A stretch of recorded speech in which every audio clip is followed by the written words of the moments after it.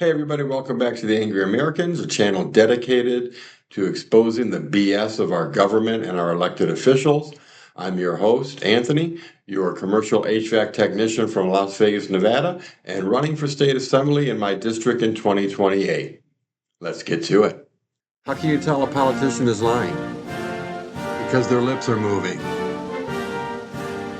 Why are we called conspiracy theorists? Because the government will not and apparently cannot tell the truth ever. They lie. They cover it up. Then years later, when the truth finally leaks out, they quietly change the story and act like we were the crazy ones the whole time. I'm done pretending that this is normal. Let's start with the classic. Roswell, New Mexico. The Army issues a press release saying they recovered a flying disc. Then the very next day, it's a weather balloon. For decades they stick to that story. Then in 1994, they admit that the weather balloon story was itself a lie. It was a Project Mogul, a secret spy balloon program. So the official story went flying disc, weather balloon, secret spy balloon. 3 different versions, and the people who questioned the first 2 were labeled conspiracy theorists. Area 51. For decades, the government refused to even admit the place existed. You said Area 51, and they looked at you like you were wearing a tinfoil hat.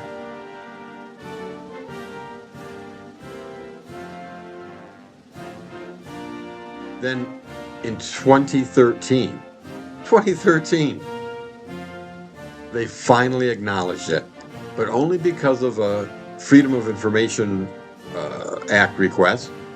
Oh, and by the way, a huge number of those UFO sightings in the desert, those were our own secret spy planes. They denied the base existed, they denied the planes. Then they changed the story when they had no choice. How about MK Ultra? The CIA ran mind control experiments on American citizens for 20 years. LSD, hypnosis, psychological torture, without consent, and they denied it. They destroyed most of the files.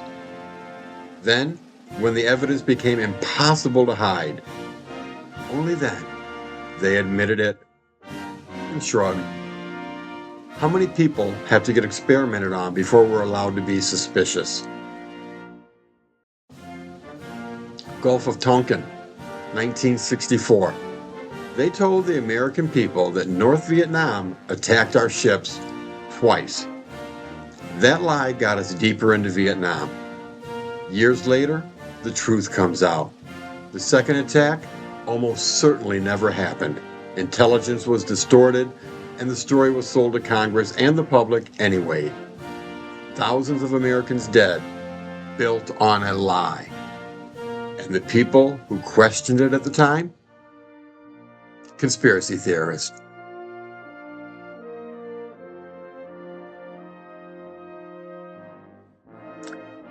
Tuskegee. For 40 years, the U.S. Public Health Service let black men suffer and die from syphilis so they could study the disease. They told the men they were being treated. They weren't. When it was finally exposed, the government apologized. Decades later, after the damage was done. And it's not just these. Operation Northwoods. The Joint Chiefs proposed false flag attacks on Americans to justify war with Cuba. Kennedy shut it down. We only found out decades later. COINTELPRO, the FBI's secret war on civil rights leaders and anti-war activists, exposed by citizens who had to break into an FBI office because the government sure as heck wasn't going to tell us. Iran-Contra, denials, then partial admissions, then more denials, then we made mistakes. Classic. The U-2 spy plane, radiation experiments, paperclip Nazis, the list keeps growing. Every single time, the pattern is the same. Deny, cover up, change the story when forced, then call the people who noticed conspiracy theorists. So let's stop pretending. We're not conspiracy theorists because we want to believe wild stories. We're skeptical because the government has a proven track record of lying to our faces, changing the narrative when caught, and never facing real consequences. They don't tell the truth the first time, they don't tell the full truth the second time, and they only admit anything when the evidence is already public and they have no other choice. If the government actually told the truth from the beginning, there wouldn't be so many conspiracy theories. But they don't, and they won't. So the next time someone calls you a conspiracy theorist for questioning the official story, remind them of Roswell. Remind them of Tonkin. Remind them of MK Ultra. Remind them that the people in power have earned our distrust. They created this, not us. What if we started lying to the government the exact same way they lie to us? You lie in your taxes and they'll destroy you. Audit, penalties, interest, maybe even jail. The IRS doesn't care that the tax code is a 70,000-page middle finger written by lobbyists and career politicians that never pay the same rates the rest of us do. You leave out 1 0 and suddenly you're a criminal. They misplace trillions, lose track of entire programs, and nobody even gets a sternly worded memo. You lie in court, it's contempt. You can get locked up on the spot for saying something the judge doesn't like. Meanwhile, the government can file affidavits full of half-truths, omit key evidence, or just flat out invent probable cause, and the worst that usually happens, a polite shrug and qualified immunity. You lie to a cop, suddenly you're suspicious. Well, let's talk about that word. Suspicious? Suspicious is not a crime. It's not a misdemeanor. It's not a felony. It's a feeling some guy with a badge decided to have about you. I had an officer tell me once that my refusal to show him my ID makes me suspicious, and that could get me arrested. I laughed at him and I said, "Is suspicious a misdemeanor or a felony?" He just stood there with a blank look. Then we get the script runs out because he knew the answer. It isn't either one. But that didn't stop him from treating it like it was. That's the game. They can lie to us every single day about the numbers, about the wars, about the temporary emergency powers that never go away, about the for your safety surveillance that somehow never watches them. They can redefine words mid-sentence. They can call a peaceful gathering a riot when it suits them, and call a riot mostly peaceful when it doesn't.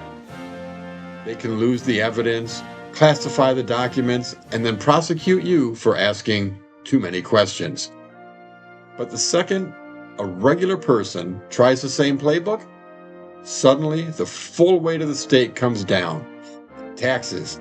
You're a tax cheat. Court. Contempt. Cops. Now you're uncooperative and suspicious, which somehow justifies handcuffs, a search, and a night in a cage while they figure out what actual charge they can invent later.